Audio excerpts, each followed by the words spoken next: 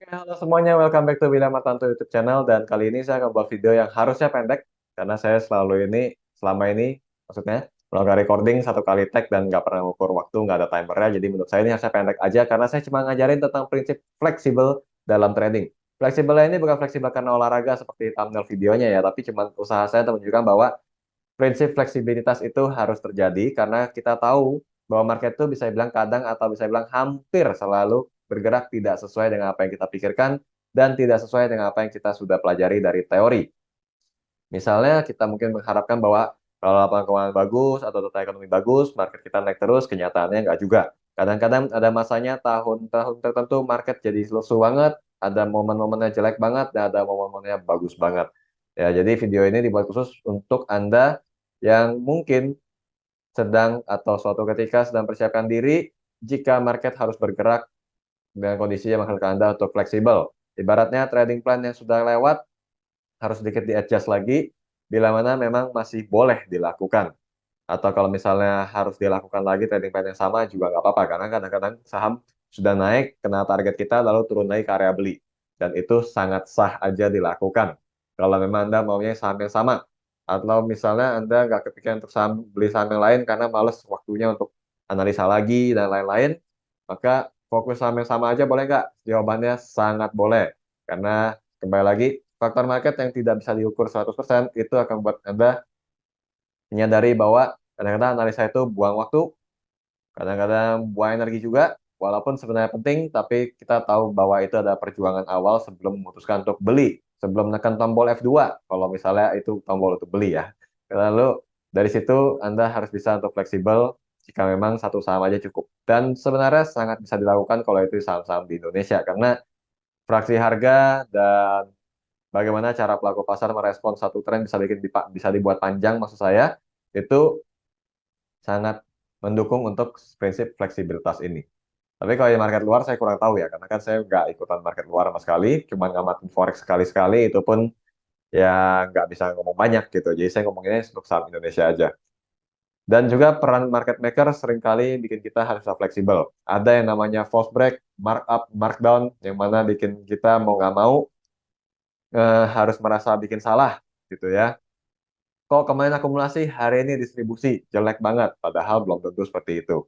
Tapi untuk video ini saya akan fokusnya pada analisis teknikalnya aja untuk membantu Anda mengukur bila mana suatu ketika tren saham itu masih boleh diikutin, kita pakai satu saham aja nanti dan tidak menggunakan broker summary ya. Karena saya yakin kalau pakai broker summary, pertama video ini nggak jadi pendek, kedua hmm, agak sulit buat saya untuk jelasinnya. Mau mau nggak mau, saya mungkin harus bikin satu video khusus di lain waktu tentang kombinasi broker summary dengan candle harian, tapi itu lain waktu aja. Untuk menulis video ini dan tujuannya, saya sudah siapkan saham ITMG untuk Anda. Kita ambil contoh tahun 2021 di bulan Mei-nya. Bulan Mei 2021 terbentuk pantulan ya di harga 11.750 lalu naik, dan di tanggal 24 Agustus terjadi penurunan ya. Ini menjadi support keduanya. Kalau Anda bilang saya kelewat jauh, sebenarnya saya bisa aja turunin. Jadi misalnya support berikutnya dari sini, tapi itu untuk menjelaskan untuk fallback dan jangka waktu yang lebih panjang, saya pakai pengamatan saya untuk mengambil yang 3 Mei sama di 24 Agustus ini aja. Pun sebenarnya ada poin penting yang cukup menarik, teman-teman. Kalau misalnya Anda fokus pada support trendline doang, dan Anda pikir bahwa kalau sampai trendline disentuh, maka mau nggak mau Anda harus bersiap untuk menjual, maka sebenarnya di lingkaran yang saya kasih warna merah ini ada kondisi yang memenuhi kondisi tersebut. Kondisi yang mengharuskan ya, strategi tersebut maksud saya. Karena kalau secara tren lain mungkin ini harusnya supportnya ada pada opening price-nya yaitu 15.100. Kenyataannya, sorry, 15.450 ya kalau kita lihat. Close-nya 15.250 ya, saya lihat di sini. Close-nya 15.250. Kenyataannya di hari yang sama sempat diturunin sampai 15.100. Walaupun bedanya 150 poin doang, tapi kalau ada orang yang terlalu strict dengan trendline, biasanya udah lepas barang. Dan jangan bilang nggak ada, karena isinya ada volume. Jadi pasti ada perdagangan di situ ya. Saya selalu ingetin sepi itu bukan nol, jadi pasti ada yang buang di bawah. Di saat sama ada yang beli bawah juga. Ternyata naik lagi. Kalau kondisi kayak di sini, fleksibilitas itu yang penting untuk dimengerti. Karena false break itu kalau terjadi, tapi kemudian closing price itu kembali ke area tren yang sudah kita ukur dan mengkonfirmasi bahwa tren masih bisa naik, terus penurunan yang terjadi adalah false break, feel free untuk beli lagi gitu. Kalau bilang Pak ngelanggar trading plan dong, nggak juga. Memang marketnya kasih lihat kok, boleh untuk dilakukan lagi gitu. Karena Anda akan selalu kan di sini kan selalu belinya di support ceritanya.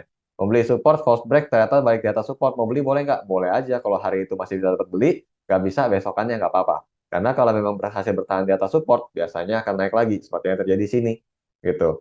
Nah, kalau misalnya udah jualan, udah cuan gitu ya, terus mau tunggu dia turun lagi, trendline boleh nggak?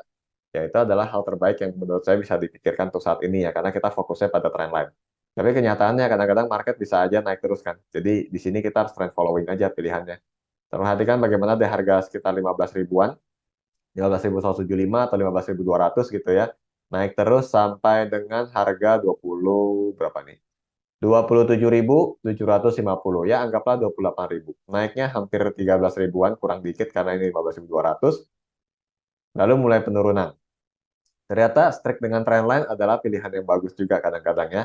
Kita lihat bagaimana di sini. Awalnya saya sebenarnya cuma fokus pada dua titik yang warna oranye ini yang saya kasih lingkaran untuk menggambar support. Ternyata terjadi penghentian persis di supportnya juga. Ini momen-momen di mana technical itu works banget. Yaitu pada saat ketika trendline aja bisa kebaca. Ini di harga 19.325 ya, lowestnya di sini. Terjadi penurunan sampai situ dan rebound lagi gitu. Tapi di sini di tanggal 3 Februari ternyata trendline tidak tersentuh walaupun candlestick sempat turun ya. Dimana harusnya ini kalau sesuai garis ya itu 20.300, ternyata lowestnya dia cuma sampai 20.375. Di sini fleksibilitas juga harus ditanamkan atau dijalankan, yaitu kalau misalnya Anda beli lagi, yang penting support gak tembus itu sudah cukup aman untuk beli. Kalau misalnya turun lagi sampai ke support gimana? Ya asalkan nggak lewat. Maksudnya kondisinya asal seperti tanggal ini, yang 27 Agustus, selama nggak lewat di bawahnya dan closingnya candle berhasil kembali di atas support, feel free untuk buy lagi. Untuk apa buyback ya, buyback atau repurchase lah gitu ya. Intinya Anda beli lagi, misalnya kalau Anda udah lepas. Dan trend following bisa lakukan terus sampai kemudian dia benar-benar patah, yaitu di sini. Dan kalau hitung-hitung lumayan kan, kalau kita hitung dari lingkaran terakhir ini 20.000, naiknya sampai dengan 40-an ribu, 44.000 malah. Itu berarti kan sebenarnya 100% aja dapat cuma modal trendline. Kalau udah patah gimana ya udah terima. Selama dia nggak ada closing-closingan yang kembali ke atas candle, itu tugas Anda udah selesai. Misalnya di sini ya, kita tahu bagaimana tren ini berakhir pada 14 April 2023. Closingnya di bawah support, besokannya juga makin di bawah support. Ternyata di tanggal 18 Aprilnya ada percobaan rebound, tapi masih di bawah support. Termasuk di tanggal 25 Aprilnya. Kita tahu di sini ada fase retest, yaitu support yang sebelumnya ditembus berubah jadi resisten, tapi resistennya ternyata tidak mampu ditembus. Kalau ceritanya tanggal 27-nya naik, itu kita bisa buy lagi.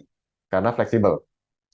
Tapi kalau sudah tidak bisa, sudah waktunya tinggalin dan siapkan aja trendline baru. Misalnya dari titik pantulan di harga tanggal 26 April ini, dan kita cari di tanggal terjadi rebound pada 10 Mei, kita gabungkan. Dan hasilnya kita tahu bahwa trennya adalah seperti ini untuk ITMG di tahun 2023 awal. Ya, kalau belum tembus di atas trendline, nggak usah paksain beli. Karena kadang-kadang fase retest itu selalu ada dan nggak kuat. Misalnya tanggal 6 Juni, di tanggal 7-nya dia masih retest, baru tembusnya tanggal 8, 9, sampai dengan 12-nya, dan perlahan menguat sampai sekarang. Gitu. Untuk sekarang trennya masih naik. Gitu ya. Jadi secara sederhananya, bahwa sifat atau prinsip fleksibel di market itu harus selalu dijalanin apabila Anda menggunakan analisis teknikal. Karena grafik bisa dikerjain. Ya, saya nggak pernah bilang grafik itu nggak bisa digambar. Namanya juga market maker kan suka-suka. Mereka bisa aja, namanya fase markdown, bikin orang takut dulu, support dijebol dulu juga bisa. Dan sebagian trader biasanya nggak mau bikin support terlalu banyak. Dan saya juga nggak setuju sih, support banyak-banyak buat apa. Pada momen tertentu, support ditembus, memaksa orang untuk cut loss, buang barang, tahu-tahu di situ reakumulasi.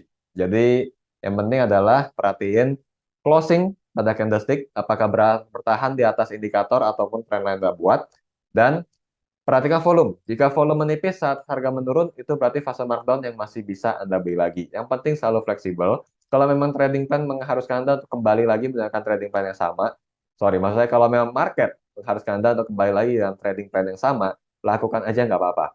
Selama memang masih cocok, tugas Anda terpenuhi yaitu make money di stock market. Segampang itu aja. Semoga paham dan membantu. Oke, sekian video dari saya. Silahkan like dan dislike sebagai respon terhadap video ini dan kita ketemu lagi pada vlog selanjutnya. See you again.